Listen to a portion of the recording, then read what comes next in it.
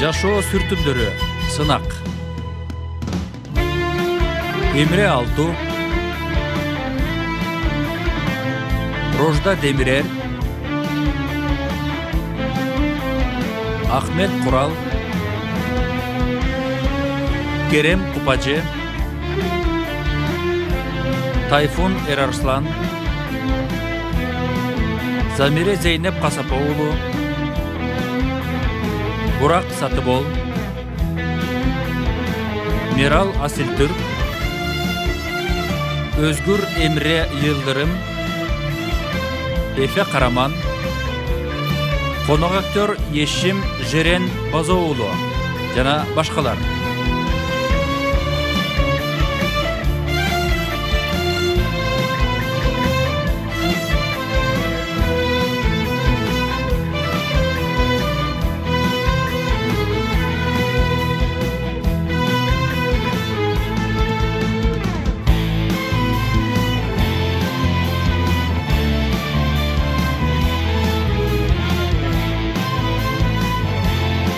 Продюсери Чаара Бингүллер, режиссеру Жем Табак.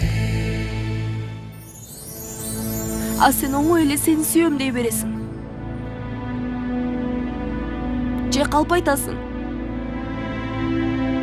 Же болбосо маанисин билбейсиң. Сага достук кеңеш берейинби? Эгерде маанисин билбесең, билгенге аракет кылба. Анткени адам аябай кыйналат. Аябай.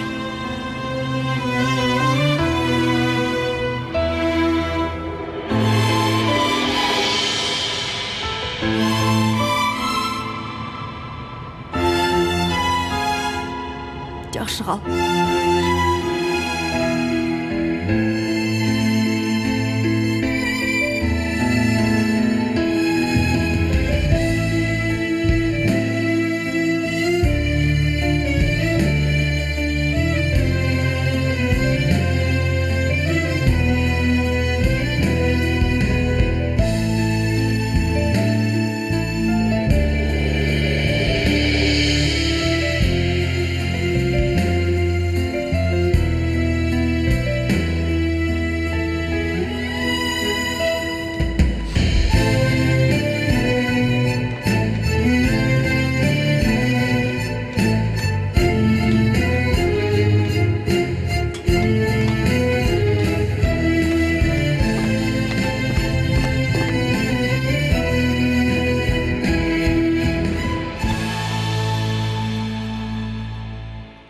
Дуру, кайда жүрөсүң?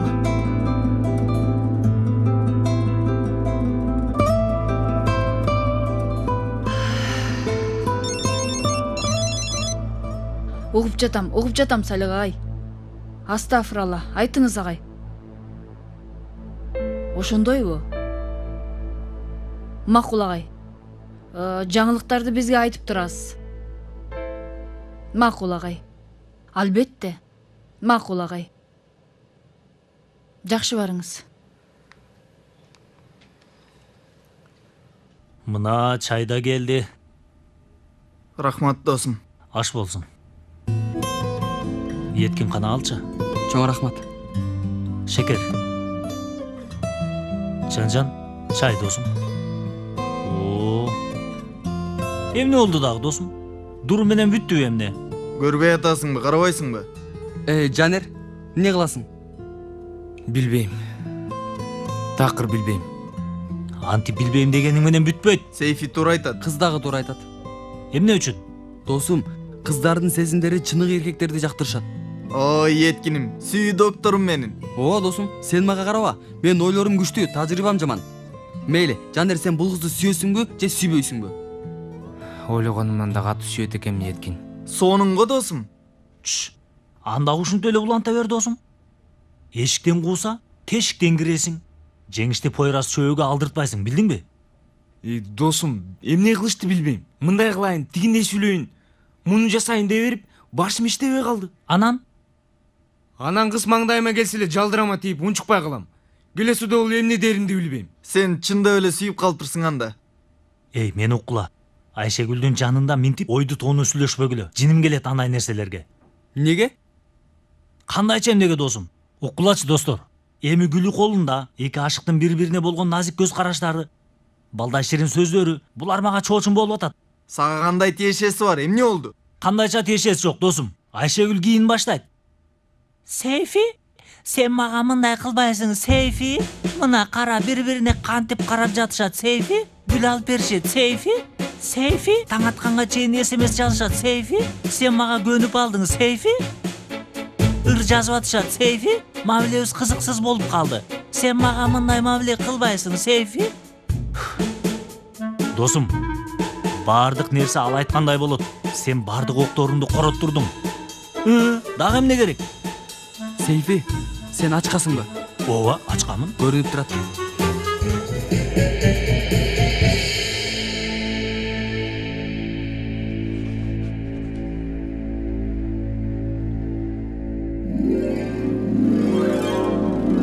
Бол чалар, көп сабырымды ченебей айтчы, кайсы жер? Мына бул менин жигитим, азаматсың сен. Азаматсың, мейли, дагы кабарлашабыз. Чалар Очту университетине өтүп. Калгандарычы? Али чалышкан жок тентектер. Мен болсо чыдамсыздык менен күтүп атам. Агай, биз менен тигил жакка жүрсөңүз? Тынччылыкпы? Жүрсөңүз Кенан.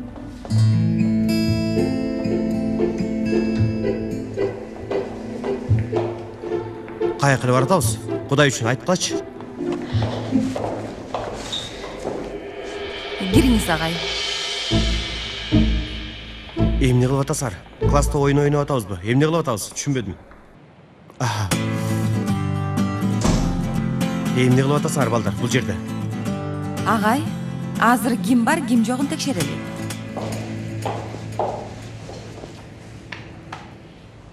Жанер? Келе алган жок эже. Хажытепе университети физика инженери. Өмөр? Келе алган жок эжей. Анкара университети экономикада. Дуру? Келе алган жок эжей. Мармара университети юридикалык факультет. Еткин? Келе албады эжей. Улуудак университетинде мамлекеттик башкарууда. Пойрас? Келген жок эжей. Стамбул университети бизнести башкарууда. Пелин? Келе алган жок эжей. Стамбул университети математика факультетинде. Сейфи? Келе алган жок эжей. Очту тамак өнөр жайы факультети. Елис? Келген жок эжей. Нимар Синан телекөрсөтүүдө. Айшегүл? Келе алган жок эжей. Богазычы философияда. Хакан? Келе алган жок эжей. Анкара университети укук коргоочу. Гүлшан?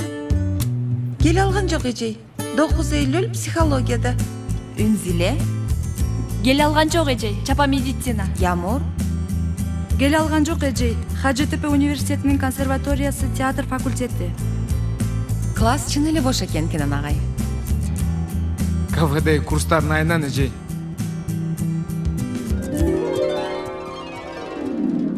О, Кенен мырза, карып бартасың. Ушинтип кыялданып көзүң жашка толуп жатат. Буйрса, баары жакшы болот.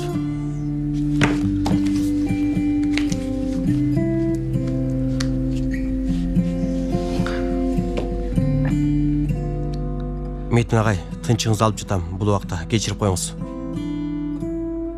Эме, тигил биздин кафедеги үзүр тактасы менен бул иш болбойт го. Ал жака жазуу тактасын алсак кандай болот деп ойлойсуз? Кымбат экен бал. Макул. Эртең сүйлөшөбүз анда.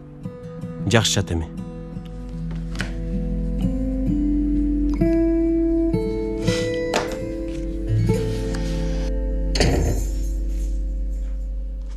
Келдиңби сулуу кыз? Саат канча болду? Дуру, саат канча болду?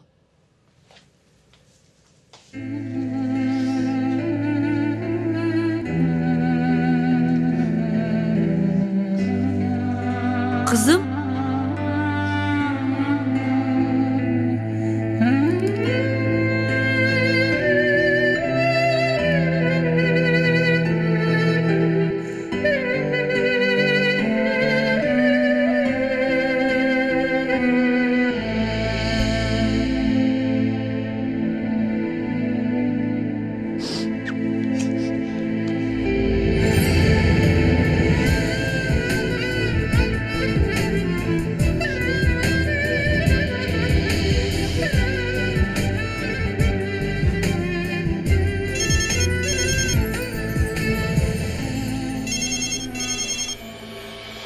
Rifat. Rifat, telefonun şıngırap jada, жооп бербейсиңби? Мышык болсо керек. Эй, чычкан болсочу. Алла.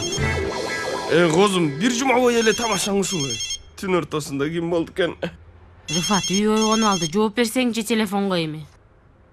Алло. Тууган, түн ичинде кимсиң сен? Ооба, мен Рифат Санжакылымын. Не? Эмне деп атасың сен? Эмне болуп атат, эй? Эмне деп атасың? Айнурум, тур, кафе өрттөнүп атат. Эмне? Айнурум, кафе өрттөнүп атат, тур. Рифат, кайда барат, эй? Ай, кийимим, Рифат. Илеген эле кафе кантип күйүп кетсин, Рифат. Рифат. Эмне болуп атат, Рифат? Рифат?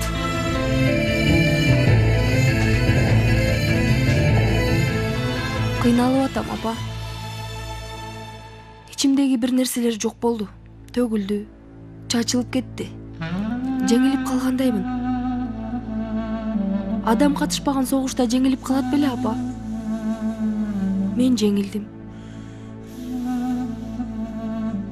Колум, бутум, тилим байланып калды. Ага түшүндүрөм деп өзүмдүн сезимдеримди түшүндүм. Ушул убакка чейин билген эмесмин.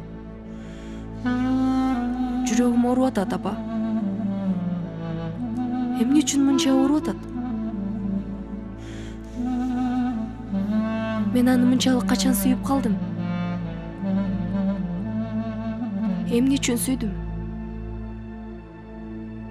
Бул суроонун жообун эч качан жооп бере албайсың.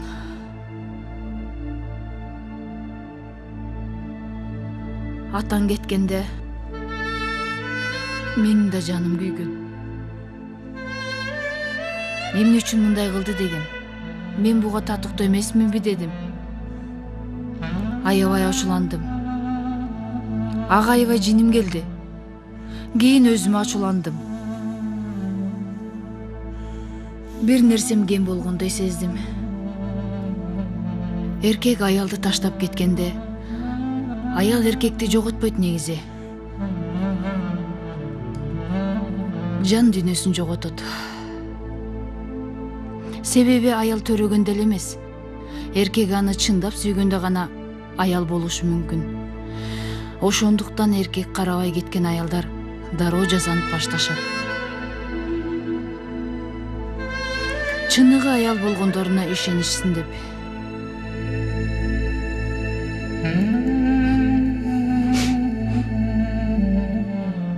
Жоготуу аябай кыйын, билем.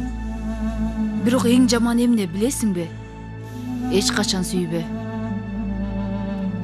Сиз менен буларды сүйлөшөм деп такыр ойлогон эмесмин. Мен дагы сени менен буларды сүйлөшөм деп ойлогон эмесмин, чоң кыз. Сени мынтип уктабай жатканыңда эркелет алам деп да ойлогон эмесмин. Апа? Атамды сагындыңызбы?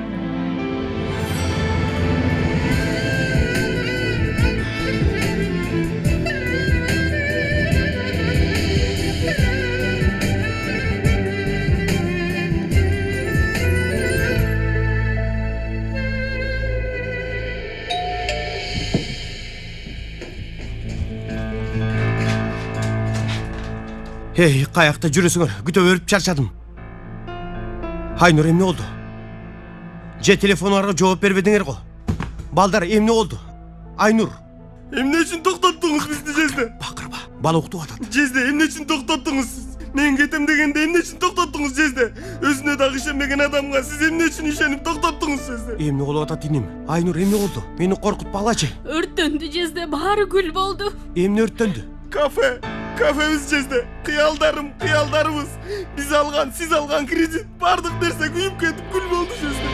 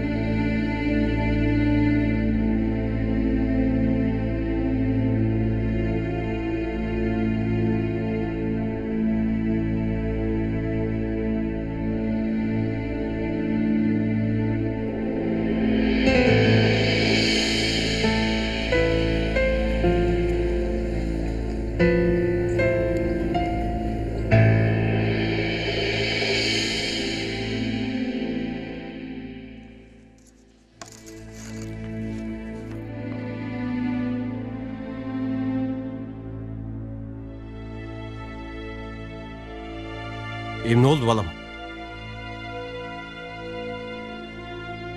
Тайкемдер кетип калыптыр. Emne? Жезде биз кетип атабыз. Билбейбиз бирок каяка кетип атабыз. Сизге кылган кыйынчылык үчүн кечирим сурайбыз. Кандай болсо дагы карызымды төлөйм, бирок кантип өзүм билбейм. Айнурдун 2 билериги бар, аны сизге таштап атабыз. Билебиз, деңизде бир тамчы сыяктуу. Менин колумдан келген нерсе ушул. Мен өзүмдү кечирбейм, бирок сиз мени кечириңиз Жезде. Юсуфту тойгончо өбүп албадык. Ойготуп алабызбы деп корктук. İçibизде калды. İçibизде калган миңдеген нерселердей. Жакшы калыңыз Жезде. Рыфат, Айнур. Рыфат тайкемдер кетип калыштыбы? Кайра келишпейби эмне? Жок, балам болбойт андай нерсе. Кече түнү жаман иш болгон. Кичине көңүлдөрү жок эле. Эмне болду эле? Кафе өрттөнүп кетти. Болду, кафе жок эми. Рыфат тайкемдер ошон үчүн кетип калыштыбы? Жок. Келишет, кабатыр болбу. Бирок катта биз кетип атабыз. Юсуфту тойгончо өбүп алган жокпуз дептир го. Адам кээде баардык нерсени жоготкондой сезет. Анан баш тартып качып кетет. Негизи андай кылбаш керек. Алардын бир аз көңүлдөрү жок азыр. Себеби ошол. Кана сен столдорду жыйыштырчы, дасторкон даярдап тамактаналы.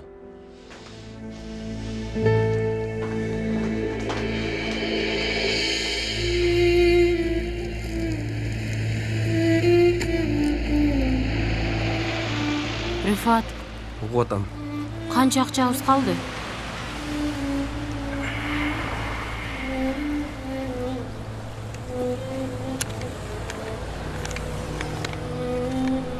$142 lira.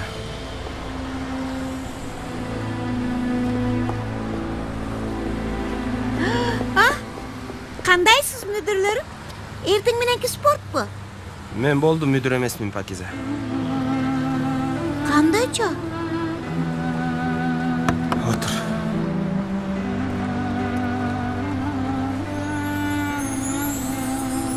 Кутмантаң, Хамид. Кутмантаң. Эмне, бул мырза мени менен бир дасторкондо отурганды каалабай жатабы, я? Койчу, Хамид, таң атпай. Баланы тим койчу, сага кандай зыяны бар?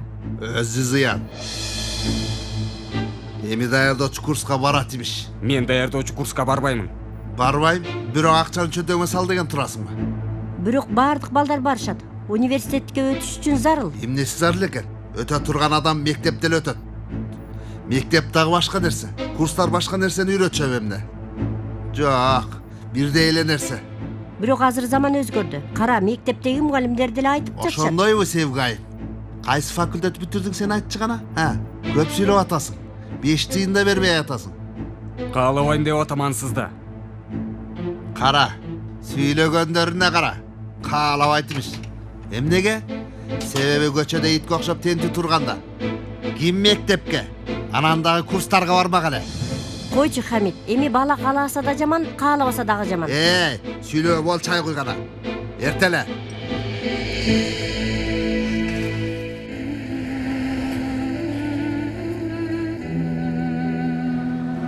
Эми эмне кылабыз анда?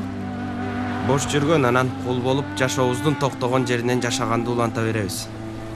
Сен билгендей, чогуу анан жалгыз кайгыларыбыз менен. Унут электе. Бул жуманын акчасы 10 лира жетпейт.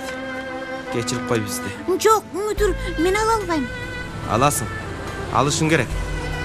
Бол. Жок, байке, ала албайм. Ал, Пакиза, ал. Биздин маселебиз бул 140 лира менен чечиле турган эмес маселе. Жок дегенде сага карыз болбойлу. Жездем чалып атат. Жооп бербейсиңби?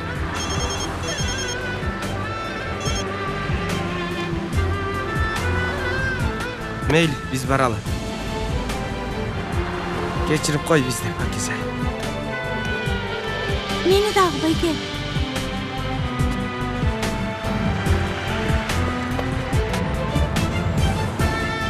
Телефондорубуз дагы бар го. Кээде чалып кушакташабыз, макулбу? Сиз дагы мени унутпаңыздар анан. Болчу эми Санчо Панчом. Айланада толтура желтегирмен бар. Жакшы бар. Жакшы бар, Пакиза.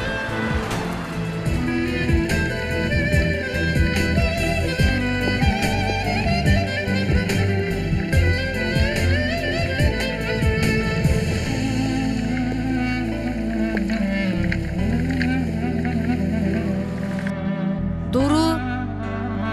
Кызым, тур эми кечигесиң, бол тез. Тамак даяр, бол.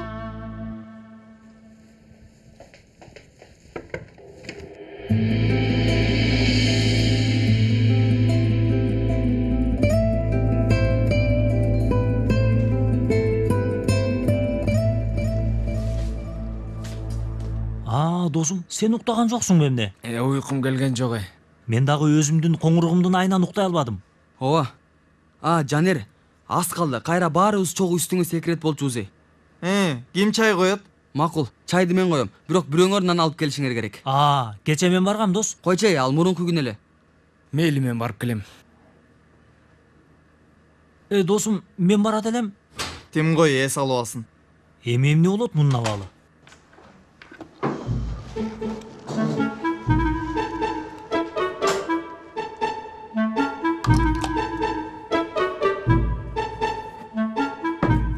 Эткин, эмнеге асты көнгөнүн айткан жоксуң? Айтсам эмне болмок? Не болмок? Досум, мен сени акылыңдан камсанап атам, бирок чыны кара. Тигил суу ушинтип кайнамак беле, досум. Досум, илимий маалымат. Суу деңиз деңгээлинде 76 мм сымап мамычасы болгондо 100 градуста кайнайт. Буга окшоп күтсөк 220 градуста кайнайт. Эмне үчүн? Бизден тартынып же уялып атабы? Биз эмне жок болгондо кайнайбы? Камаз, чын айтам барго, сен ачка болгондо кыжырың кайнайт экен. Болом дагы.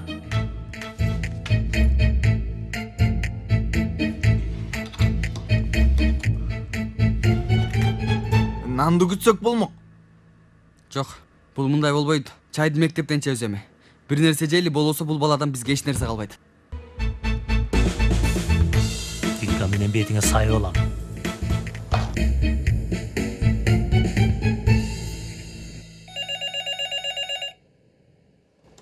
Алло. Угуп атам, агай. Жок, агай. Маселе болот деп ойлобойм.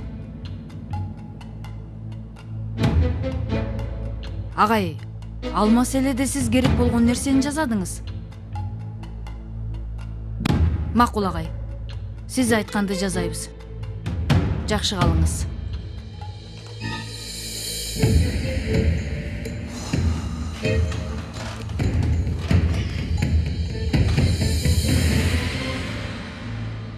Карасаң, бул сонун экен.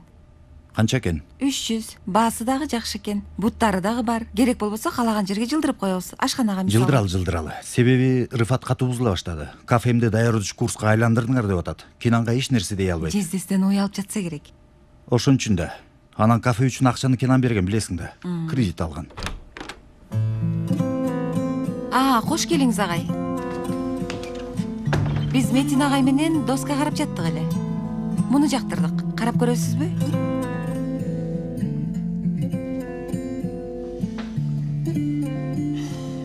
Кенан, жаман бир нерсе болдубу? Кафебиз, курс өтөр жерибиз өрттөнүп кетти. Эмне?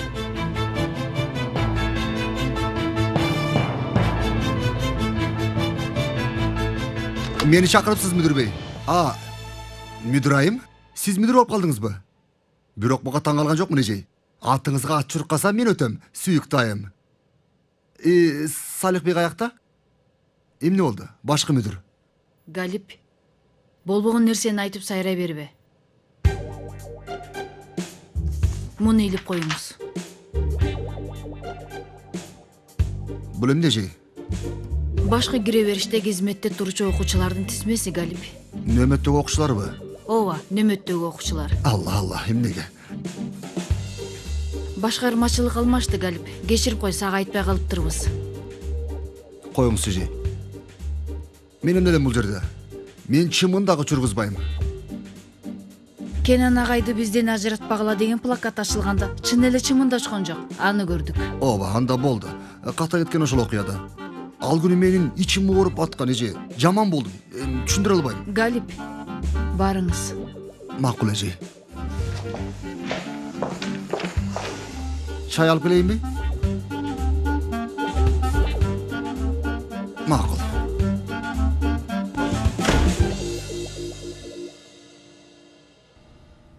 Жок, акчага, кагазга, кредитке эч нерсеге капа болгон жок. Эмирфат менен Айнур таңгамал үйдөн чыгып кетишиптир. Телефонго дагы жооп бербейт тентек. Балдарга курс дедик эле. Ошону эмне кыларымды билбей жатам. Агай, мындай дебеңиз, суранам. Сиз ар дайым балдар үчүн үмүт болдуңуз. Муну баары билет. Сиз өзүңүздү көп кыйнабаңыз. Сөз сайласын табабыз. Элиф туура айтат Кенан. Баскетбол тобун түзөт элек го. Бүтпөй калабы? Баштаган иш бүтпөй калмак беле. Баштайлы анда.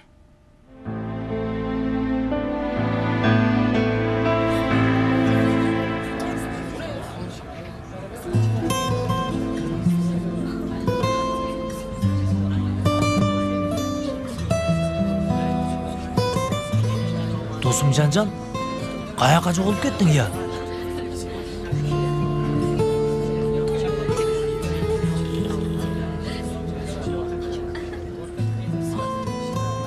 Сейфи, биз кетели кааласын. Караба ал жакта, караба.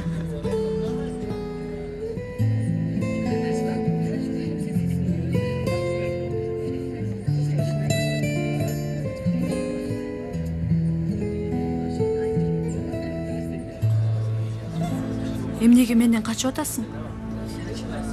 Качкан эткен жокмун. Себеби сени менен эч кандай ишим жок. Бүттү. Дуру менен сүйлөшкөнүбүз да кызыктырбай жатабы? Ага эмнени ойлоп тапканың мени такыр кызыктырбайт. Мен көйгөйүм башка. Уккун Жанер. Сенден сүйүү күйүү тиленип отурбайм. Өзүмдү кечиртиш үчүн эмне кылмакмын деп ойлондум. Эч нерсе дедим. Азыр сыйлашкан досторумдан сен алар менен чогуу болгон күндө да алыстай албайм, Жанер. Эмне деп сүйлөштүң Дуру менен? Жана эле кызыкпай аттың эле го? Эми кызыгып атам. Өзүнөн сурап ал анда.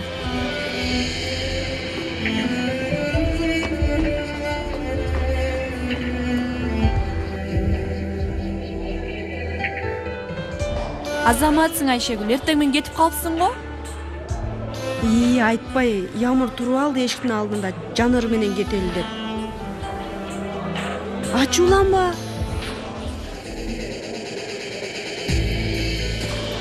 Ямыр? Эмне болду буга?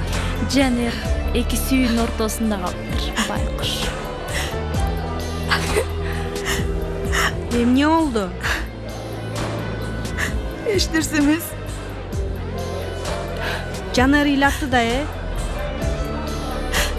Мен анын айынан ыйлаганга көнүп калдым, Айшегүл. Эркектер да алар. Айда, ортодо биз эмнеге күнөөлүүбүз? Сүйлөбө, Сейфи. Макул сүйлөбөйм.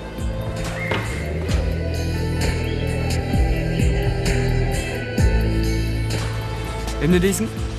Эмнеге эмне дейм? Баскетбол ишине. Ишим болбойт. Мен катышалы дейм. Эмне үчүн? Кенен агай бекер сабак берет. Мен абалымды билесиң. Мага жакшы болмок. Эмне, окуйм деп калдыңбы эми? Жок досум, түшүнчү. Эми мектепте бассейн болот.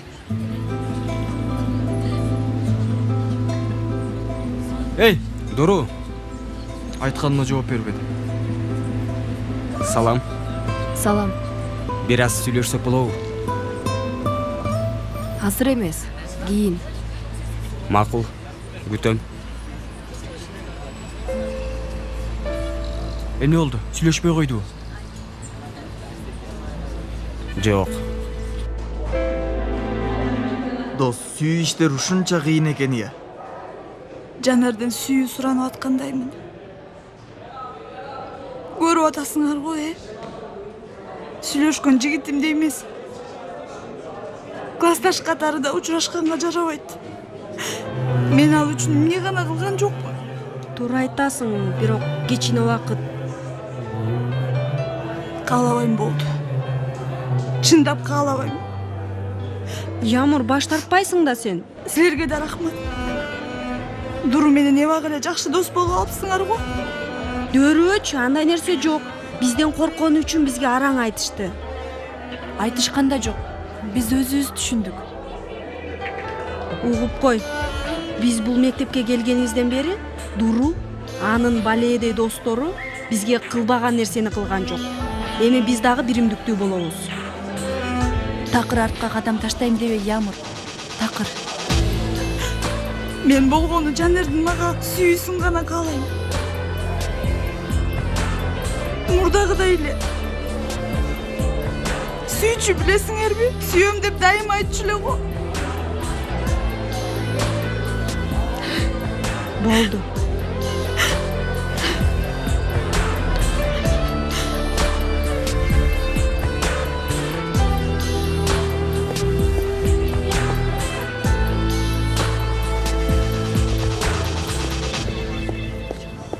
Дуру? Дуру? Эй, Дуру! Эмне керек?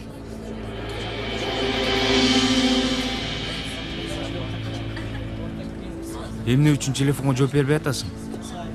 Канча жолу чалдым? Сүйлөшө турган эч нерсе жок. Баары өз ордунда. Сен сүйгөнүңө бар. Сен да сүйгөнүңө, ошондойбу? Жок жаным, мен андай эмесмин. Сүйгөндөн ажырасам өзүмө аманат чытап албайм.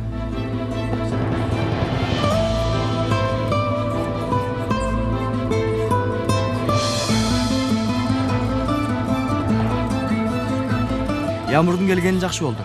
Дуру да көрдү көрөрүн. Ал эмне дегениң досум? Аны муну тим кой азыр. Баш тартасыңбы, күрөшпөйсүңбү? Дуру Жанердин чыныгы бетин көрдү. Сен каяктан билесиң? Бардык нерсе ачык айкын. Сен гана көрбөй атасың. Кечээ күнгө чейин эле сени менен Дуру үчүн мушташкан келес о. Ямур келгенде башкача карай баштады. Дуру мунун айынан капа болду. Көрөм буларды. Көрүп күрөшкүн досум.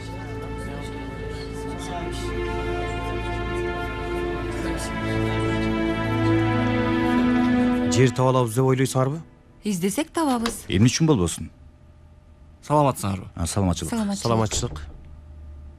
Мен болсам да машыктыруучу тапканга чейин машыктырып турайын. Бали, машыктыруу дагы, курс дагы. Так эле Кинанга ылайыктай. Агай, сиз баскетбол ойнойсузбу? Ойночу элеңиз. Кичине. Мен да ойногом. Чын элеби? Кичине кокустук болду эле. Белим акырындап белги бергенде таштап койдум. Эртең менен Юсуфка Рыфат менен Айнурдун кетип калгандары жөнүндө адам баш тартпай таштап кетпеши керек дедим эле. Ооба. Жакшы айтыптырсыз. Акыл айтканга келгенде кыйынмын. Ал эми иш жүзүндө жаманмын. Эч андай эмес. Өзүңө мынчалык адилетсиз болбо. Менимче да.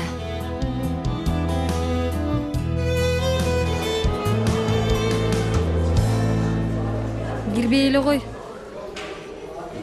Эмнеге? Ашыктар урушкан окшойт. Ямур ыйлап атат. Аны менен Жанер урушуптурбу? Билбейт белең. Мен кайдан билейин, досум? Мен Дуру менен Жанер сүйүшкөндөрдү ойлогом. Ошондойбу, Дуру? Бирок мен сага буларды башында айткам.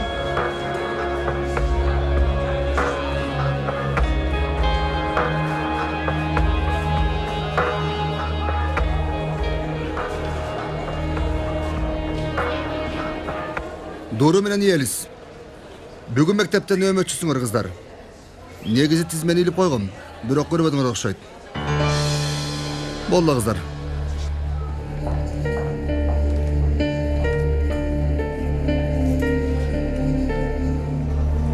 Ямур, бүгүн мен кичине ооруп калыптырмын. Түшүнөсүң да? Мен ордуна бүгүн сен туруп койчу. Кийин сеникинде мен турам.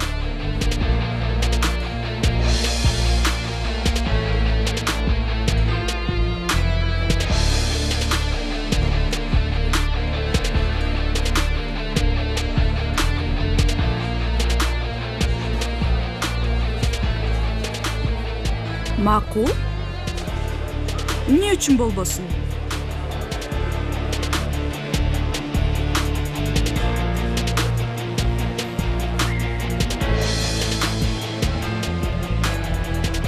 Эмне кылып атасың? Сүйлөшөйүн.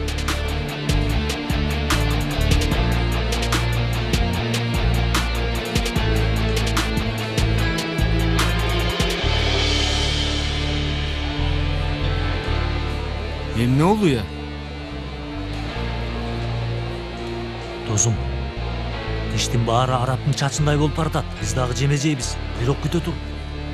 Силерге кандай тиешиси бар? Досум, кыздар биригишсе баарыбыз өлөбүз эми. Суу куруш болуп атат.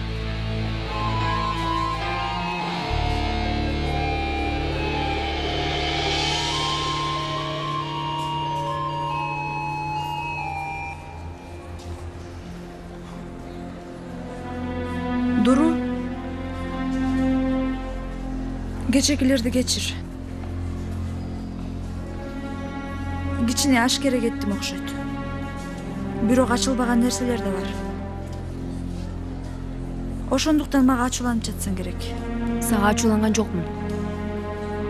Жанерге да ачууланба. Ал да өзүнчө туура. Баш аламан. Дайыма ою чачырап кетет. Мен аны жакшы билем. Биз чогуу чоңойдук десек да болот. Сени укканга мажбурмунбу? Мага мынтип жаман мамиле кылганымды токтот. Билишиң керек болгон нерселер бар. Мен ошону айтып жатам.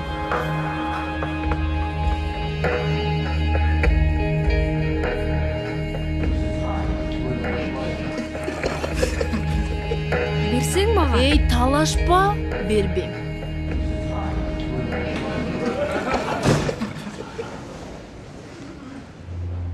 Отургула балдар, отургула. Калем бер. Елис кызым, сен бүгүн нөөмөтчү окуучу эмес белең? Эжей мен кичине ооруп калыптырмын. Досум менен алмашып алдык. Сакайып кет. Бирок мындай оюңарга келген өзгөрүүлөр башкармалыкка да айтып койгула. Биз да билгендей бололу. Кечирип коюңуз эжей. Отур ордуңа. Жанер, доскага. Эмне дейсиз, эже? Доскага чык деп атам. Укпай атасыңбы? Кулактарың бир нерсе болгонбу сенин? Мындагы эмес.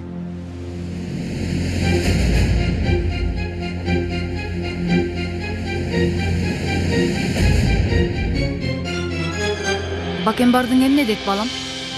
Элвиссиңби сен? Кийимдериң баары жайында, машалла. Сен мектепке эмне үчүн келесиң, балам? Эмнеге келесиң?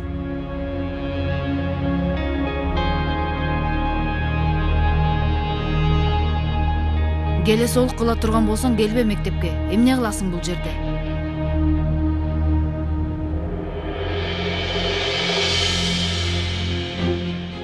Отур ордуңа, нөл. Отур. Ачык эле кызынын өчүн алып жатат. Айшегүлүм, сулуу кызым, эгерде бир нерсе айткың келсе катуураак айт, биз дагы угалы. Балким биздин дагы угушубуз керектир. Мен өчүргүч сурадым.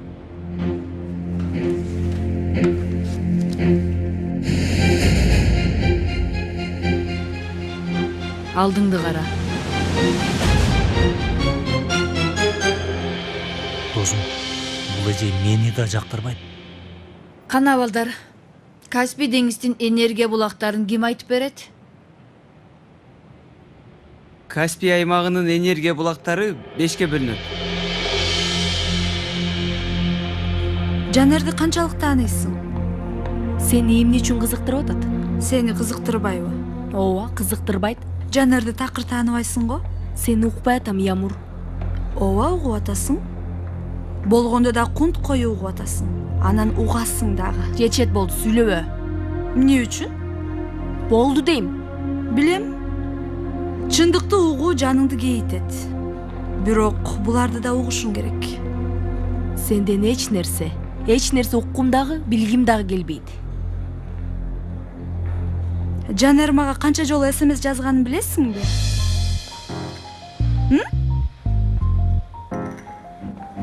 Качан? Сен менден эч нерсе уккуң дагы, билгиң дагы келбей жатпады беле? Качан? Эсимде жок. Бирок сен айткандай эле мааниси деле жок. Сага Жанерди канчалык таанайсың деп сурасам, жооп бере алган жоксуң. Кел, сени менен бир оюн ойнойлу. Жанердин эң жакшы көргөн тамагы. Ишенбейсиң, бирок фаршталган капуста. Колдогон командасы түбөлүккө картал. Ай, мындай болбойт да, эч нерсени билбей турбайсыңбы? Макул, сен дагы билип ал. Мейли.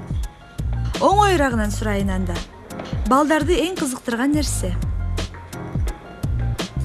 Жанар гороскопто ким? Аны да билбейсиң.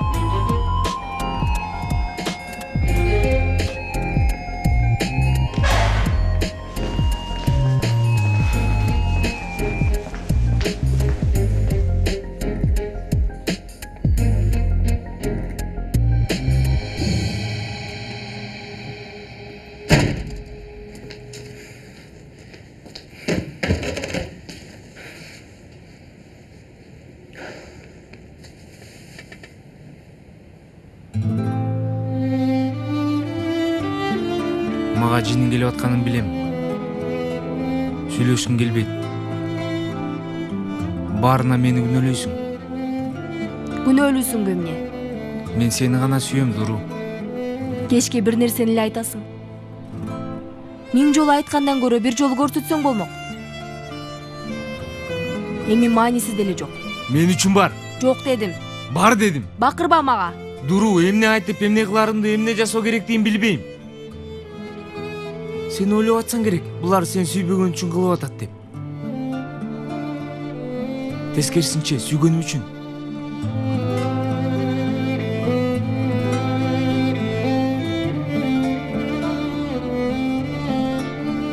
Окчу, мен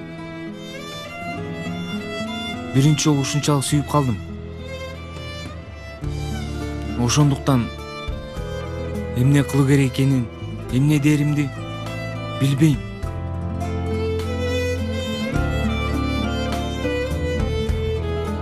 Сага ишене алсам. Сага ишене алсам дегениң эмне, Дуру? Мени тааныбайсың. Жок, тааныбайм. Гороскоптон ким экениңди да билбейм.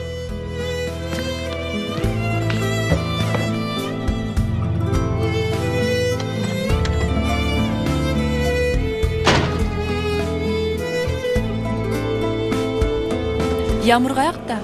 Эшикте болсо керек, карайлы. Сен азаматсың. Эмне? Зехра эжей Жанерди бүт класстын көзүнчө уят кылды. Эми ачык эле кызын өчүн алды, ушунча келиштирип. Сүйүнөсүң уксаң. Бирок бир нерсени айтайынбы? Ямыр дагы келди. Эми Жанердин аркасынан көп чуркаба. Эми алтыным, жакшы көргөн досторуңа бар. Баары ордун билсин, алтыным.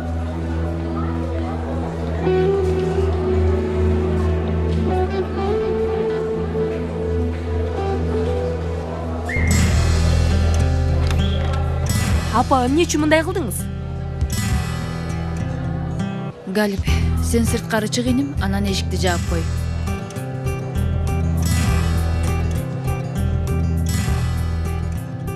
Эмне болду сага, Дуру? Эмне бакырып атасың? Жанерди уруштурсуз го.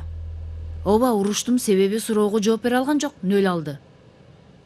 Мен сенин досторуңду коргоп актаганга жоопкерчиликтүү эмесмин. Жооп бербесе эмне кылдыңыз? Мени кандай абалга калтырганыңызды ойлогон жоксузбу? Бакырбай сүйлө мага, Сураныч. Муну мен айтайын. Зехра эжейдин кызына тийбегиле, Кудай үчүн тийишпегиле, сүйлөшпөгүлө. Үнүмдү акырын чыгар деп суранып жатам сенден, Дуру, болду эми. Эмне үчүн сизге бир нерсе айтаарда же бир нерсе бөлүшөрдө дароо келип айта албайм. Кийин кызым эмнеге мындай болду? Мага баарын айтсаң болмок дейсиң. Эми эмне болду? Мен ишенем ал айтканыңа. Мен айтып берем. Антпесем 3 күндөн кийин кайра өзүмө тиет. Сыр деп бөлүшкөнүм кайра келип мага тиет. куру сөзгө гана менин досум болгоңуз келет. Апа.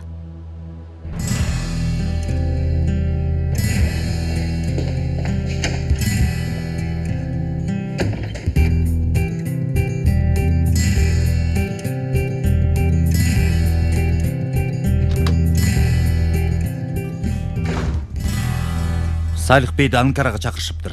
Мен да уктум. Демек уктуңуз. Сен окуяңдын айынан болсо, келгенде жаман нерсе болот, айтып коеюн. Антип ойлойм. Ансыз да күнделе бир нерсе болуп жатат го. Көнүп деле калдык. Сен кайра жинне көп тие бербе. Бирок сен баары бир мени укпайсың да. Мен жөн эле сүйлөп атам.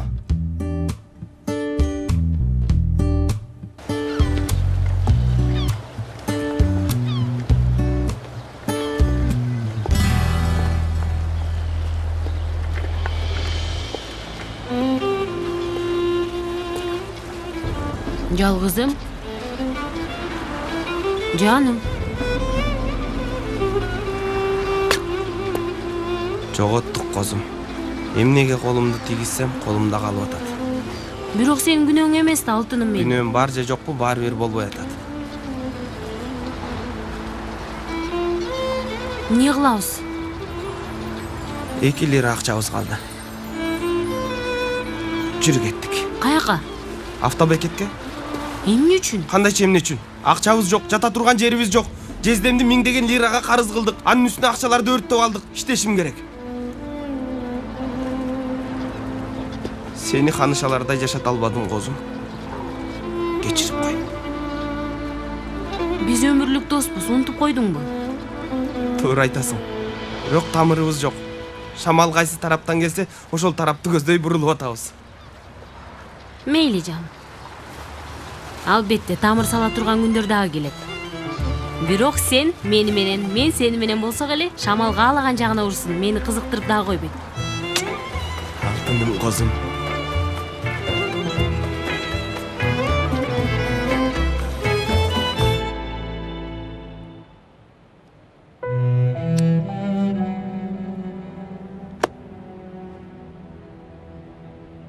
Бүгүн баарыбыз үчүн жакшы күн эмес окшойт.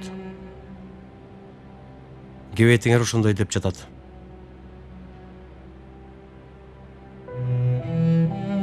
Мен дагы жаман кабарым бар. Кафебиз, курс өтө турган жерибиз кечээ өрттөнүп кетти. Ал кандай болду агай? Кандайча өрттөнүп кетти? Баары күйүп кетти. Баарыңар тааныйсыңар. Рыфат менен Айнурду. Алар дагы эртең менен үйдөн кетип калышыптыр. Баары күйүп кетти деп. Жалган айтпайын, мен дагы ошондой эле сездим. Бир канча убакыт мурун азыр дагы ошондой элем. Баары бүттү дедим. Баары жок болду.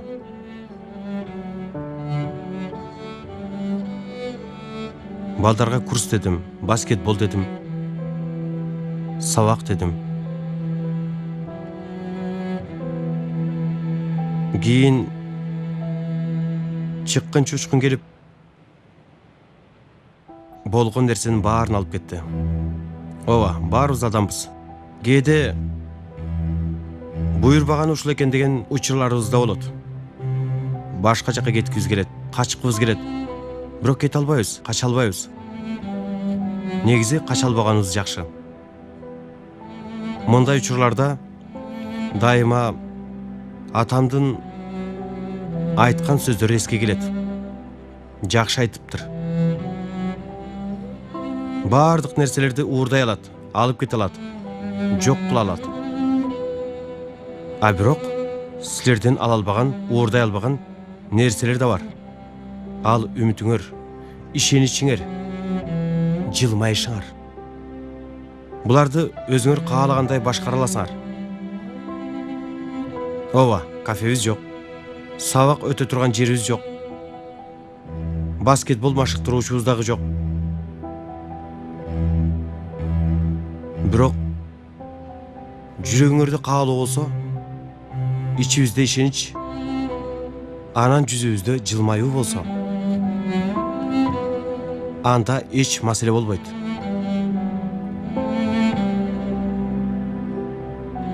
Мен спорт залда болом. Өзүмдүн билишимче баскетбол менен математиканы үйрөтүш үчүн. Камини да бар болчу. Тостери бар, үзүрт тактасы, түстүү дивандары, бүт баары бар болчу.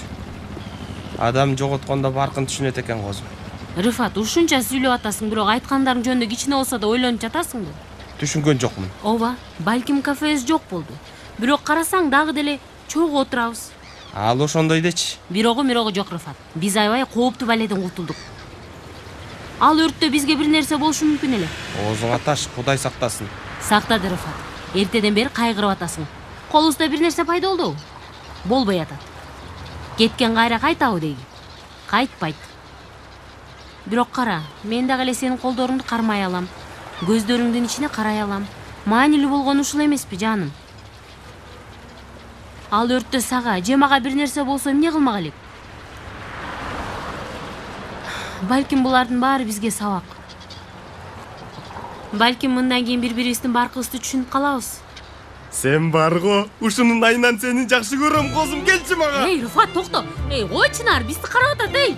Кел жаныма. Баркын бил дегенде жармаш ал деп эдим да, уят. Эмнеси уят? Аялы күйөсүбүз да.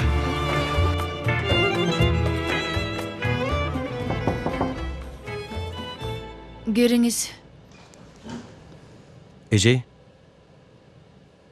Келиңиз Кенан агай. Мүдүр бей менен сүйлөшкөн элек. Баскетболго тандоо жөнүндө. Ооба билем. Чынында эмне үчүн мындай кереги жок иштер менен алек болгонду жактырасыз? Мен түшүнбөй койдум. Бул кереги жок деген нерсе менен мен окуучулар менен мамиле түзөм деп жатам эжей. Аларды бир максатка алып барыш үчүн. Кенан агай, карасаңыз, Салих агай сизге айтыптыр. Бирок укпаптырсыз. Сиз болгону сабагыңызды үйрөтсөңүз жетет. Мен сизден уруксаат сураган жокмун, Зехир эжей. Мен болгону сый урмат менен сизге кабар берип жатам. Түшүндүңүзбү? Ыраазычылыгымды билдиришим керекпи? Анан канчага чейин болот бул баскетбол иши? Кеч бүтөт. Мен Галип менен сүйлөшөм, ачкыч жана башкасын. Сиз чечимиңизди чыгарыпсыз агай. Өзүңүз билесиз бул ишти. Чоң рахмат.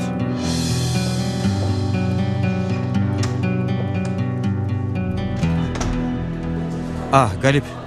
Угуп атам агай. Биз мен анан баскетбол командасындагы балдар бүгүн спорт залды колдонобуз. Сен дагы кеч кетет окшойсуң эми. Эч нерсе эмес агай.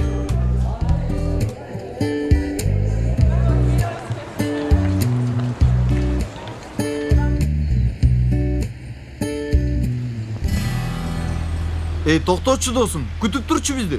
Досум, каяка күтчү бизди? Баскетбол командасына кириш үчүн спорт залга барбайбызбы, дос? Анан Кенан агай дагы чакырды, барбасак болбой калат, досум. Камаз туура айтып жатат. Кенан агайга уят болобуз. Силер барар эле балдар. Мен көңүлүм жок. Болмок беле мындай нерсе. Сени ушундай абалда таштап кетебизби? Таштагыла, достор. Таштагандар таштап тураңыз. Кеттик эми. Мынтип жалгыз өзүңдү кыйнап бүтөсүң. Жан, серги түшөсүң кичине, ха? Мына сага. Эң жакшысы мен Жанер менен калайын. Силер болсо спорт залга барып Кенан агайдын жанында болгула. Мен барып сүйлөшөйүн, балким оюн алмаштырат. Туура. Макул досум, бар анда. Жанер бир жактан, Кенан агай башка жактан. Ылдый түкүрсөң сакал, өйдө түкүрсөң мурут деген окуяда. Так ошондой досум. Жүр биз кеттик. Кеттик. Жүр кеттик. Эң аягында Жанер гороскопту ким деп сурадым.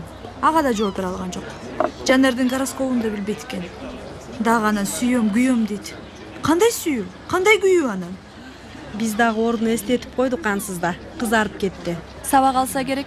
Мындан кийин жеңил желпи Жанердин аркасынан чуркабайт ансызда. Үмүттөнөм. Кыздар айтмакчы. Бир нерсе сурайм. Тиги Елис менен Пелин. Алар Дурунун достору эмес беле? Жанердин айынан мамилелери бузулду. Бирок жакын арада эле кайра киндиктери бириккендей болуп калышат. Көпкө күтпөйбүз. Менимче да. Эмне эле бул жөнүндө сүйлөп атасыңар? Алардын өңдөрүн элестетсем, жүрөгүм айланып кетет. Эмне болду эле? Сен эч нерсени билбейсиң да албетте. Булардын бизге кылбагандары калган жок. Өткөндө эле Үнсүлени жаңы пальтосун өлтүрүштү. Буга таң калган жокмун. Бардык нерсени күтөсүң алардан. Албетте, айлана бош экенин көрүштү. Мындан кийин жасап көрүшсүнчү, көрсөтөбүз аларга.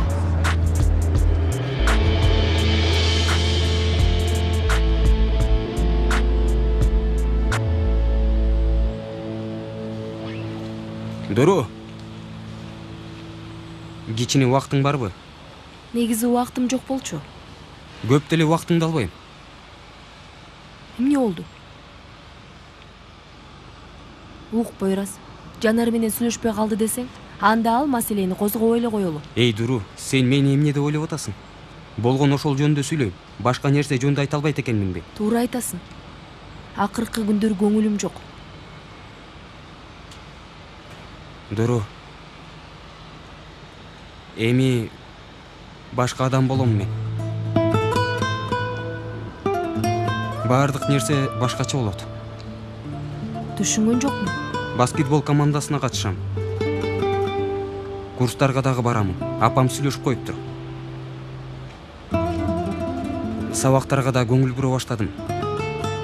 Балким мындай абалда сен дагы мага жардам берерсиң. Кубанычтамын. Азыр кетишим керек. Жакшы кал. Макул.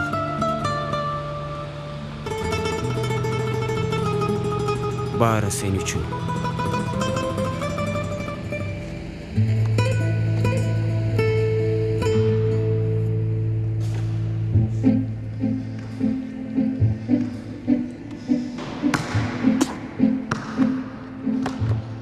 Досым, кара, азыр кара. Мына, көзүң кара, баскетболистти көрсүн, досым, кара. Сен тим эле берилип алдың ғой? Албетте берилем, досым. Бул жерде Лабрен Джеймс өсүп атат. Ким? Лабрен Джеймс. Койчу. Кара, мына, кара.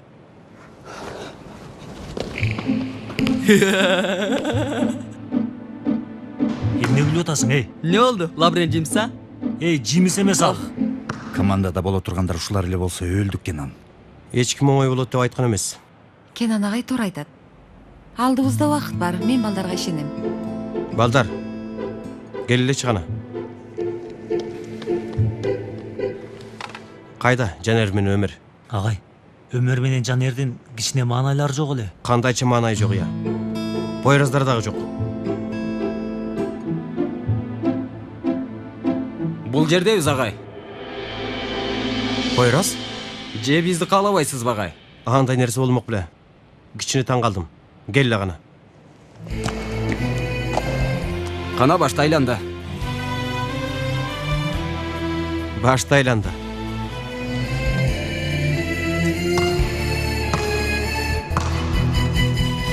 Эй, спорт залга барсак жакшы болмок.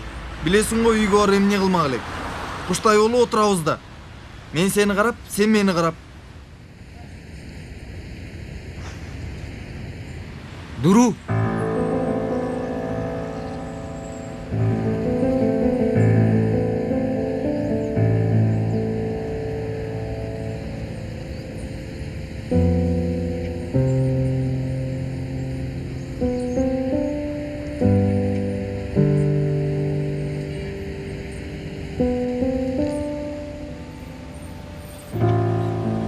Сен эмне үчүн спорт залда эмессиң? Каалаган жокмун. Эч нерсе кылгым келбей атат. Таң калган жокмун. Түшүнгөн жокмун. Пойразга жолуктум келатып. Баскетбол командасына жазылыптыр. Курстарга да барат экен. Мен себебин билем. Адам болгонго аракет кылып атам дейт. Сен эмне кылып атасың, Жанер? Баш тартып атасың. Себеби ишенбейсиң. Таң калтырган жоксуң мени.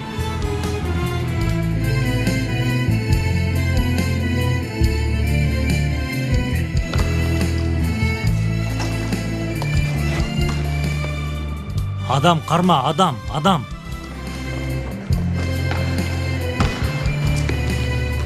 Бул жер боп-бош.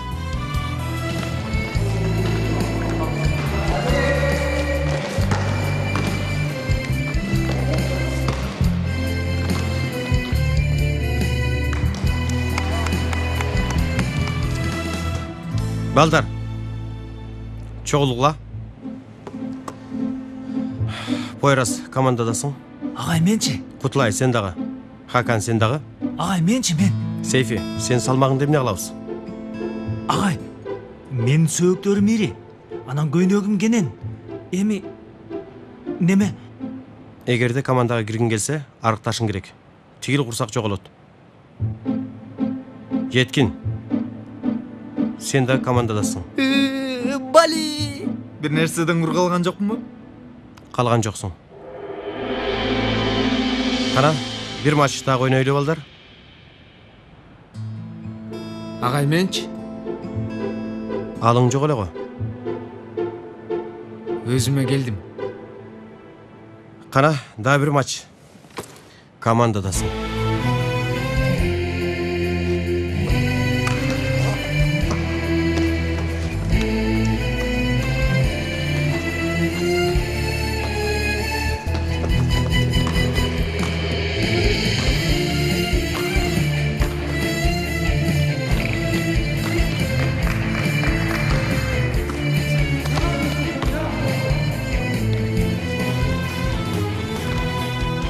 Мына, мен қалаған команда. Браво, Кенан, браво. Қарасаң, Пойраз менен Жанар бир командада. Өмүрүмдө ишенбейт элем. Чындап эле терең ойлопсуз, агай.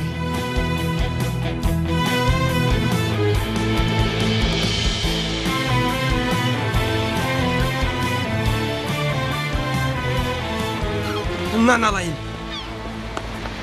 Байке, bir нан беріңізші. Мына кей, Байке. Қозым, сатучуға барып қолымды чөнтөгіме салсам ақша шығарайын деп. 140 лира шықты чөнтөгімден. 140 лира? Ова, 140 лира. Ай, Рифат, бұл Пакизаға берген 140 лира олып жүрбөсүн? Болушу мүмкін. Ай, демек саға көргүзбөй жашырып чөнтөгө салып коюптур да. Ошондой го. Ал акчага тие албайбыз, билесиң да, туурабы?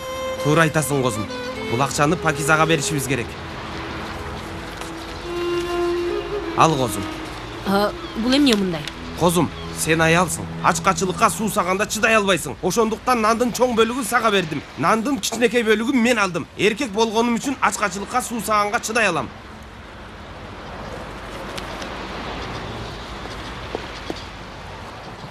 Козум, сен эмне кылып атасың? Ак чардак ыргыттым. Эми нандын 3/1 сен, мен, анан ак чардак бөлүшүп алдык. Тең бөлүшкөндөй болдук. Козум, математика маселесине окшошсуң. Күн сайын сенден жаңы нерселерди билип атам. Кимдин жубайымын? Жакшы менен жүрсөң жетерсиң муратка дейт. Жакшы менен жүрөм да. Жездемден СМС келди. Эмне дейт? Куса болуп жолугууну самайм дейт. Ай, Рифат, бул жерде эмне жазылып турса ошону оку да. Үйгө келбесеңер мен силерди кечирбейм дейт. Эмне кылабыз? Билбейм да, Козум. Көңүлүм айтат, үйгө бар дейт. Намысым мындай дейт. Адамга дагы ашыкча жүк болбо, олтурган жериңе олтур. Олтурган жерибиз да жок.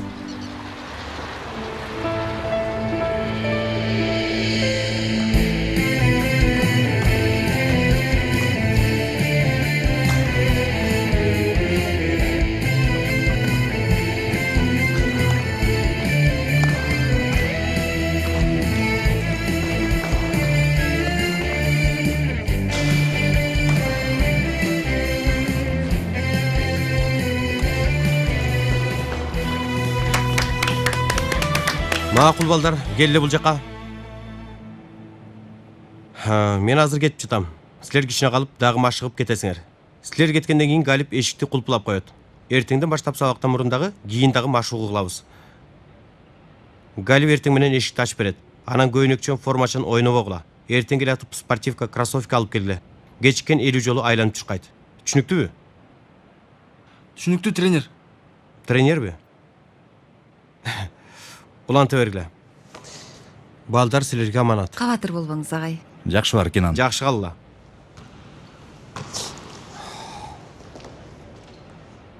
Жаман деле эмес экен. Бирок ребаунд алыш үчүн ыргытаары менен торчонун алдына чуркоо керек. Бул нерседен кээ бир балдардын кемчиликтери бар. Сен баскетболду жакшы эле билет окшойсуң.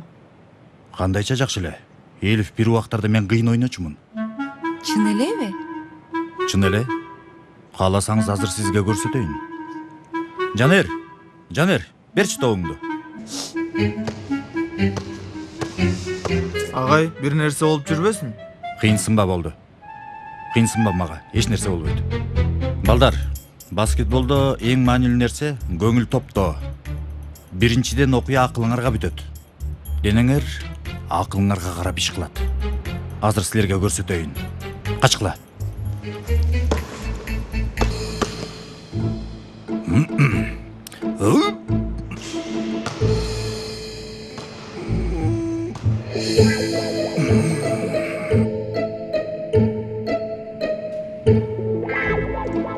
Агай, дагы тура бересиз бул жерде.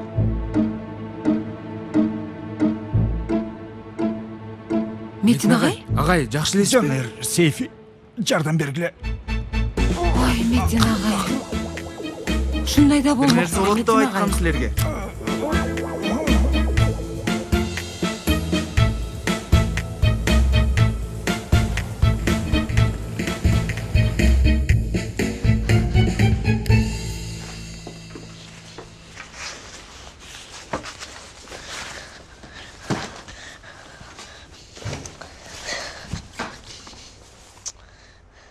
Жок экен, бардык бөлмөлөрдү карадым. Мына келишпептир да экемдер. Келишмегиле го.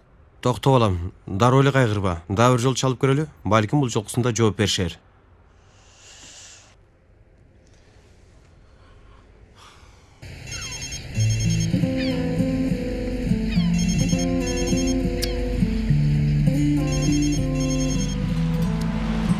Козум, сенин телефонуң шыңгырап атабы? Меники мындай шыңгырабайт, Рыфат. Сеники ал. Меники экен. Жездем чалып атат. Жездеңби? Жооп берейинби? Бер. Алло, Рыфат. Каяктасың иним? Кабатыр болуп жатабыз го. Кабатыр болбоңуз. Тоону томкоргон жездем менин. Биз азыр 5 жылдыздуу мейманкананын холундабыз. Алло, Рыфат, эмне дөөрүп атасың? Дөөрүп атам да жезде. Дөөрүп атасың албетте. Ансыз да бул үйдөн кетип калганыңар ката. Анан эки билерикти таштап кетипсиңер. Биздин каалаганыбыз билерик эмес го.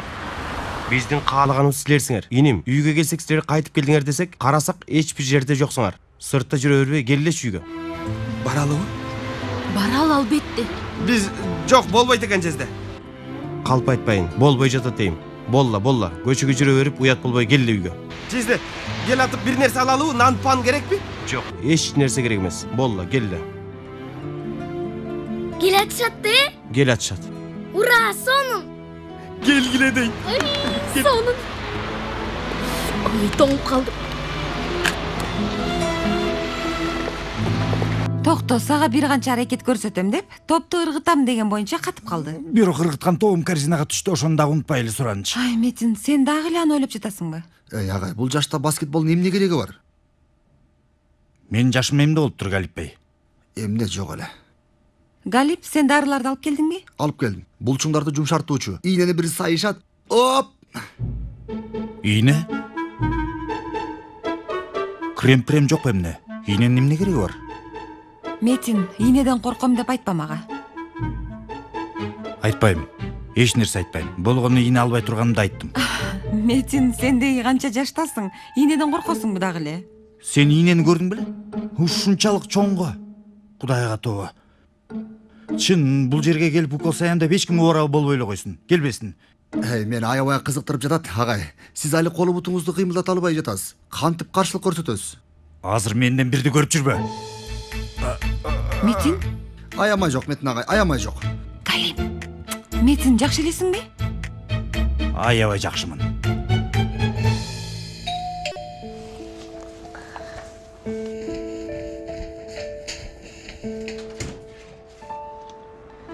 Кош келиңиздер. Кош келдим. Алтыным. Үйгө кириңиздер.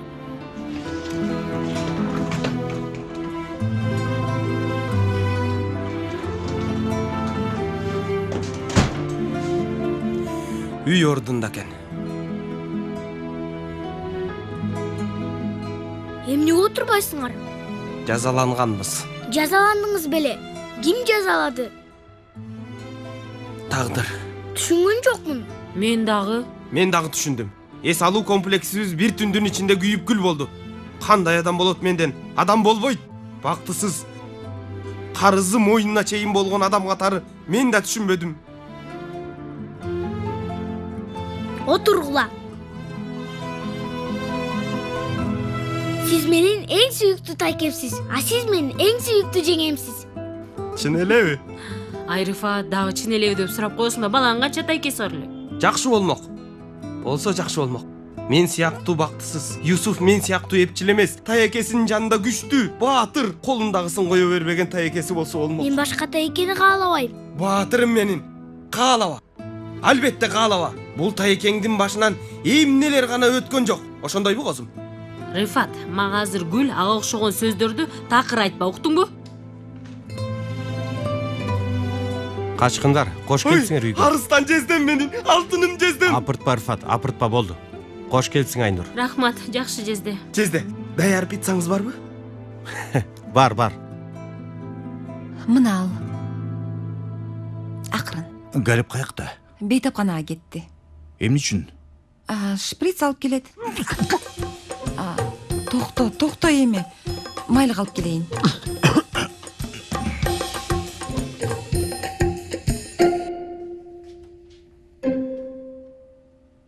Метин, майлыктар каякта?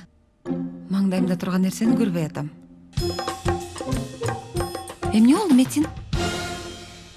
Мен тезден кетишим керек. Ой, дөөрүбөчү, бул абалда каяка барасың? Мен бара берем. Метин, бир нерсе болдубу? Азыр сени мен кабатыр кылбай эле коеюнчу. Ачпа! Эмнени ачпайын? Эшиктиби? Эшикти дагы, укол дагы унут. Суранам сенден, ачпа. Баратам.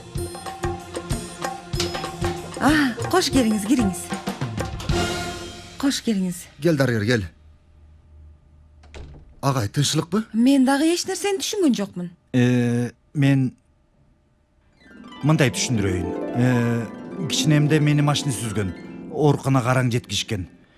Эжем болбогондо балким өлүп калмакмын. Мырза, жатыңыз. Ийне сайып коеюн. Коюңузчу байке, сураныч. Кудай үчүн жасабаңыз, мен жакшымын. Метин, сен чындап эле ийнеден коркосуңбу?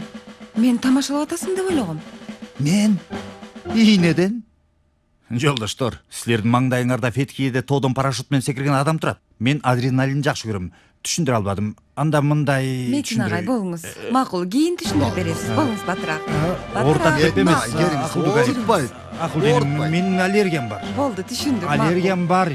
Кое берчи, баладай кылбай. Кое берчи. Галип, акырын. Метин агай, жакшы элесизби?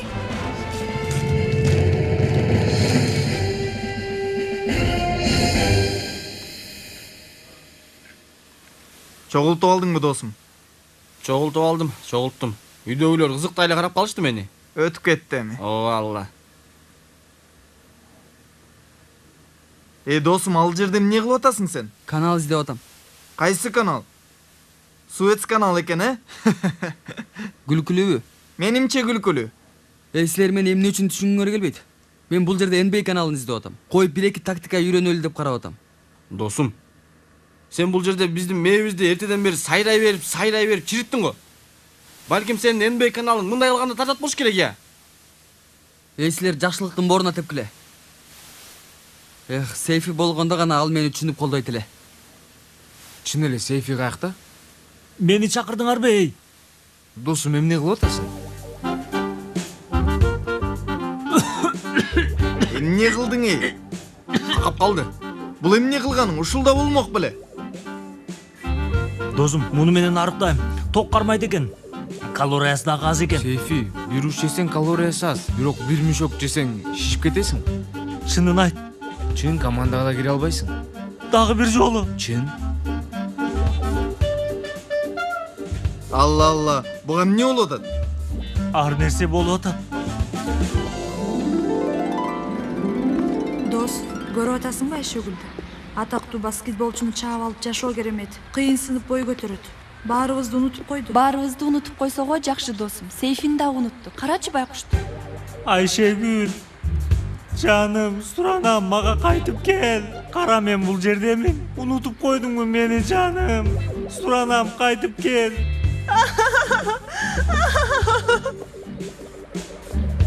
Ой, Сейфи, сені ұмытып қойыш мүмкін емес. Оң жағыңды ұмытсам, сол жағыңды ұмыта албаймын. Ана мынчалык чоң нерсени кантип унутат элем, туурабы? Ой, сен эми автобуска, таксиге албай жатышабы? Өз убагында жакшыраак арктасаң болмок? Мейли.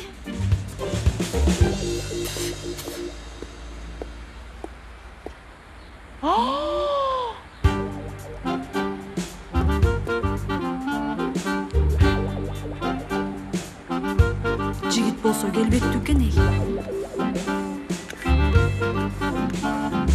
Келбеттүү, карасаң.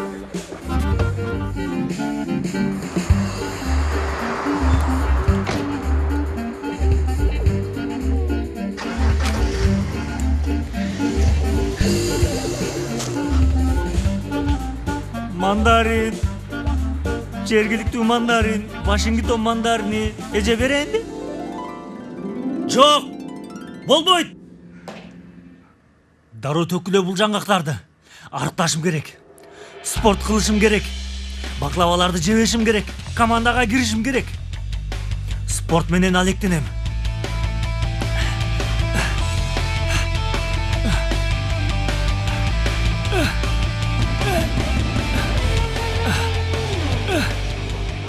Мына балдар. Азыртан баштап Сейфи менен байланышыбыз үзүлүп калды. Куттуктайм баарыңарды.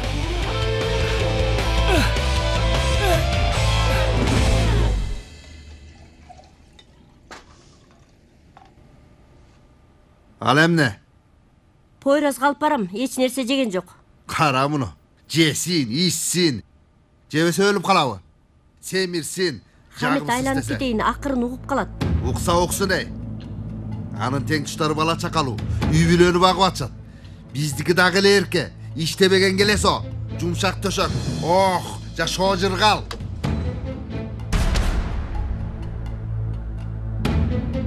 Ачка эмесмин апа, жебейм. Балам, эч нерсе жеген жоксуң го? Кана, ал муну мээңе камбарсың. Апа, келсеңиз бир нерсе сүйлөшөлү. Эмне айта турган болсоң бул жерде айтасың. Жок андай нерсе. Урушта шыбырашып сүйлөшкөн.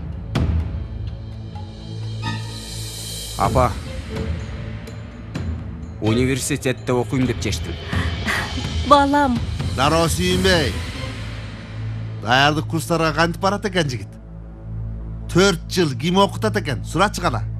Мен өзүм окутам. Колумдан келген баардык жумуштарды жасайм. Кереги жок апа.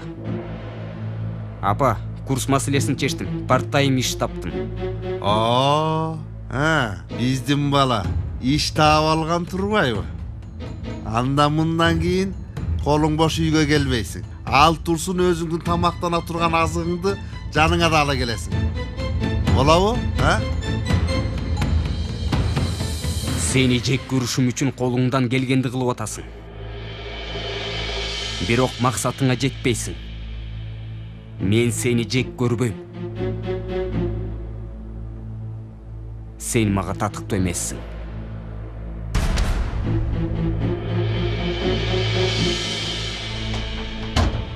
Карачы. Дагы каяш айтып кетти. Мектепте үйрөтчүбү буларды? Кудай урсын сени, Хамит. Баардык кубанычыбызды бузуп салдың. Эмне кылсаңар кыла бергиле. Кудай атоо. Жезде билесиз, жаш кезимде баскетболду сонун ойнойт элем. Жада калса менин атым Мэжик Рыфат эле. Корзина мени көргөндө ыйлайт болчу. Байкап көрөбүз. Машыктыруучуну ойлонуштурабыз. Жезде, ойлонуу менен болбойт. Баскетбол практикалык иш. Ойлонуп ийгиликке жетпейсиз. Туура эле майданга чыгыш керек. Анда эртең кел машыгууга. Балдар менен сүйлөшөйүн. Чогуу баскетбол ойнойбуз, Козум, биздин Хемди эжебиздин кызы дарыгер беле? Мен баскетбол ойногонго барам. Кабатыр болбоңуз, Жезде. Рыфат, сен дагы эмнени ойлоп таптың? Ал үчүн баскетбол эмне, сен кимсиң, эй?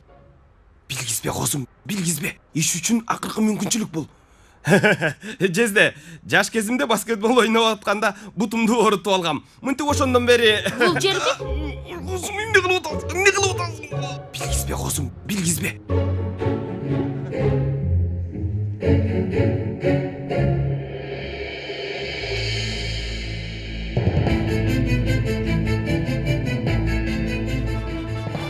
Дуру жат эми кызым бол. Эртең менен мектепке кечигип каласың.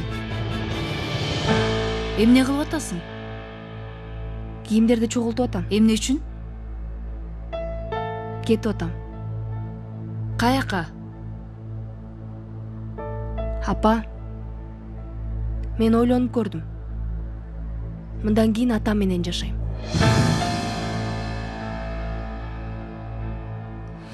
Макул. Макул. Түшүнүп атам. Жүрөгүмдү оорутайын деп атасың. Туура кыласың, себеби ачууландың. Бирок суранам. Чогултканыңды токточу. Жат, эртең сүйлөшөлү, макулбу? Апа, тамашалашкан жокмун. Көрбөй атасызбы? Дуру, койчу, суранам, кетпе. Апа, кайра мурдагыдай кылып атасыз. Иштеримди кыйындатып атасыз. Мен ойлонуп көрдүм. Муну түшүнүшүңүздү каалайм. Апа, мен дем ала албай атам бул үйдө. Муунуп кеттим.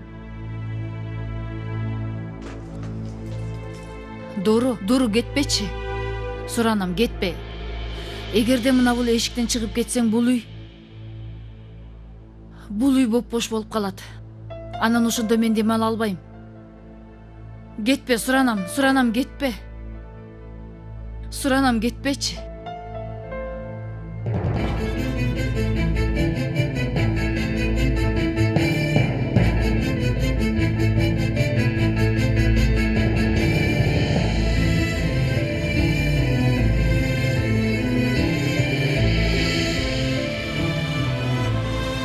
Кече апама университетке тапшырам деп айттым. Аябай сүйүндүм анан. Аябай. 2 күндө 180 градуска өзгөрүп кеттим. Баскетбол командасына катышуу, курстарга баруу, көз жашым толуп кетти. Баары Дуру үчүн. Түшүнүшүм керек эле досум. Менин көзүмдү кара. Бүгүнкү күнгө чейин баары Дуру үчүн эле. Мындан кийин да ал үчүн болот. Болуптур, кеттик.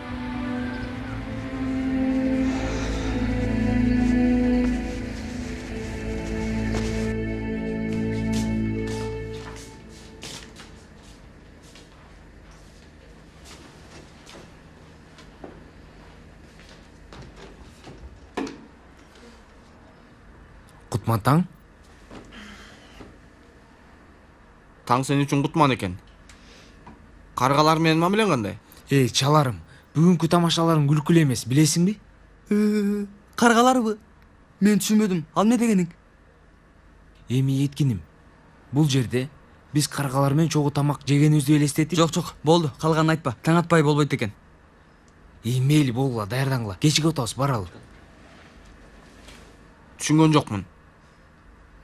жокмун. Досум, дагы 1 саат бар го. Ооба, бар. Жанер, сен эмне таң атпай шашып калгансың? Дурга тиешеси бар дебе бирок. Балдар. Мындан кийин белгиле. Эмне жасасам да, ал Дуруну жоготпош үчүн. Досум, кыйнабачы өзүңдү. Болбой атат го.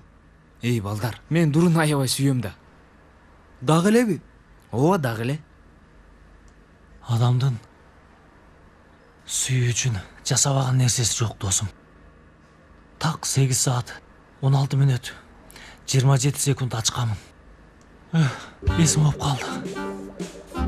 Достор, баары махабаттын айынан. Мен кеттим.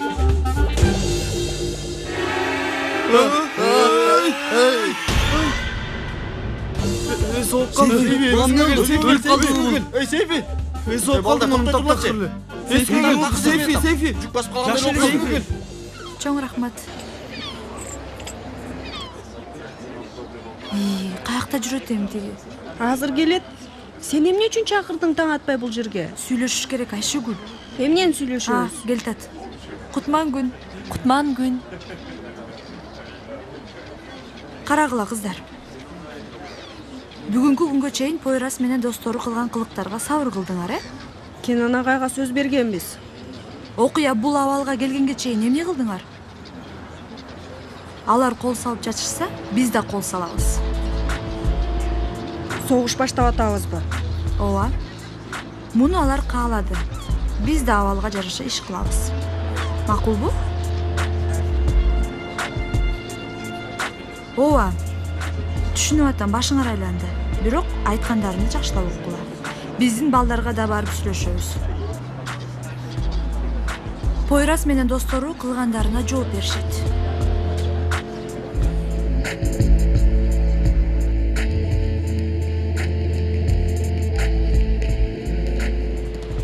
Машыгыны көргөнгө уруксат барбы? Эмне дегениңиз ал? Эмне болду сага? Кенен сурабачы. Белин оорутуп алды. Керек эмес эле. Үйдө жатып эс алсаңыз болмок. Керек эмес эле. Бул жака чейин келиптирсиз. Жок, кичине кыйын болду, бирок ийне алгандан кийин оңолуп калды. Кана отуруңуздар бул жерге. Биринчи мүнөт, биринчи гол. 1 мүнөт кеч калдыңар, кошумча 10 айлампа чуркайсыңар. Агай, сиздин саатыңыз алдыда болушу мүмкүн. Агай ким? Агай. Сиз? Агай ким? Элиф эже мугалим. Жеметин агайды айттың ба? Агай ким? Анан эмне үчүн мен спортзалда бутуңардын үнүн укпай жатам?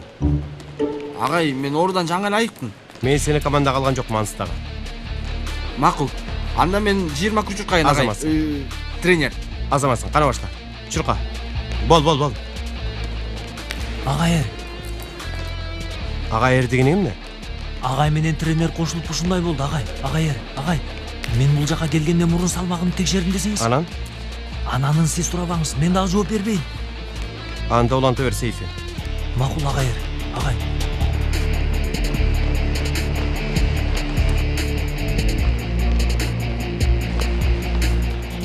Ылдамыраак.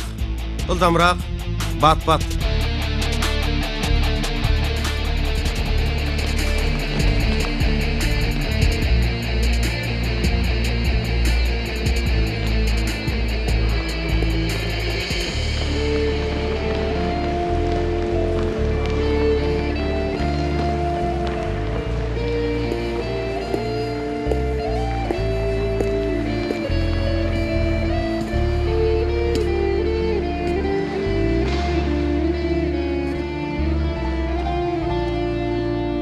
Агай.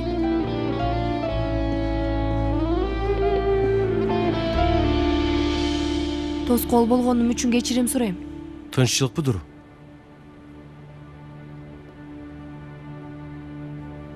Баарыңар менен коштошкону келдим. Атама кетип атам. Эми аны менен жашайм. Мектепти да алмаштырам. Жоготкондорубуз жөнүндө айттыңыз эле го. Мен жоготкон нерсемди издөөгө кетип атам.